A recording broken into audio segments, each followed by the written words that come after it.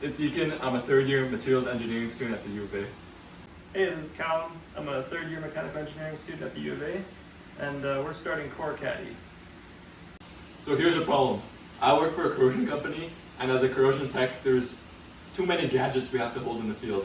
We got the geode, we got a tablet, a multimeter, and the half cell with the pole. And usually there'd be wires coming out of the multimeter, so it'd be hard to organize.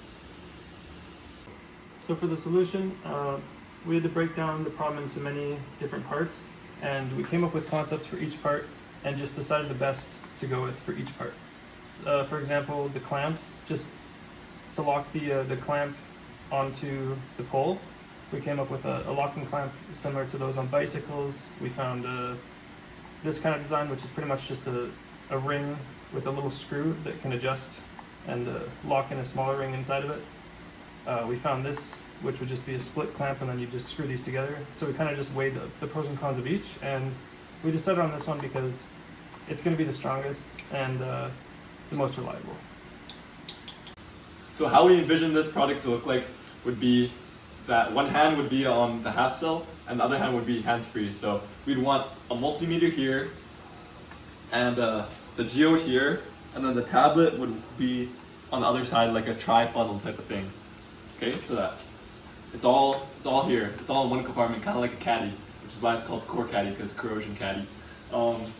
Here are all the dimensions we used before we started our SolidWorks. So there's a couple of considerations that we had to take into account when making this thing. The first of which being just the angle. We wanted it to be comfortable looking at the multimeter, so we decided on an angle of 30 degrees. There's also the thickness of the plastic. Like, we didn't want it to be too bulky or too flimsy, so we decided on 3 millimeters for all of the edges. Taking the measurements that we made in person, we gave each of the parts a little bit more space than they needed, 3 mils extra, just to make sure that they didn't stick to the walls too hard or get stuck. Here's our other part. This will hold the geode.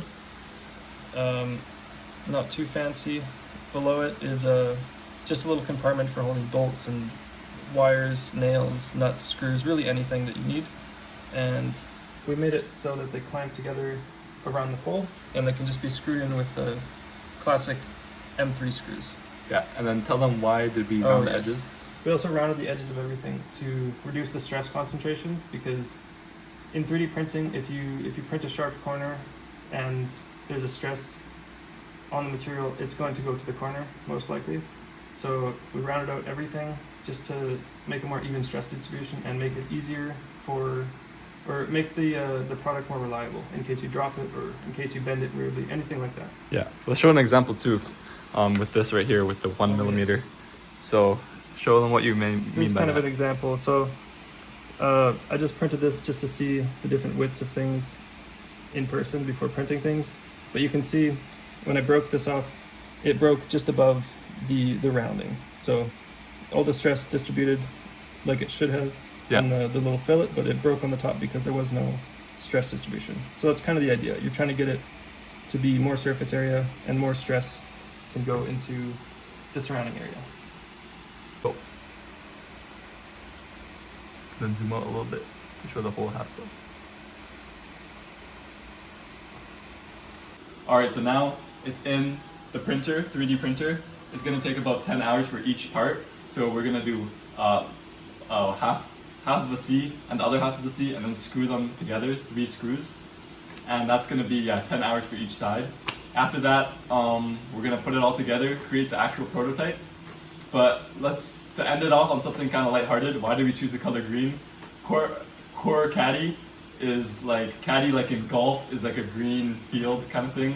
And also we both came from RDP and U of A, so everything is green. I thought it just made sense to make it green as well. So yeah, that's it. Thanks for watching our video. We'll come back and record our prototype once it's all ready.